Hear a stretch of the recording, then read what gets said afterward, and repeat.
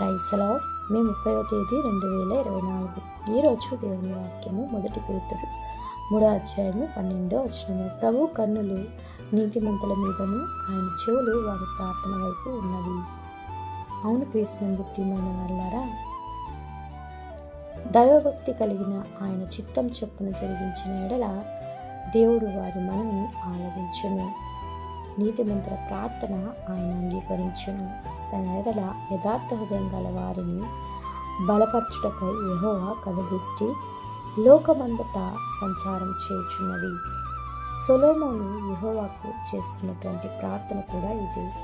నీ దాసుడైన నేనును నీ జనులైన ఇశ్రాయేలును చేయు విన్నపల మీదను దృష్టి ఉంచి వారి ఏ విషయంలో నిన్ను వేడుకొందరో ఆ విషయమందు వారి విన్నపములకు ఆలకించుము, చెవియొగ్గుము.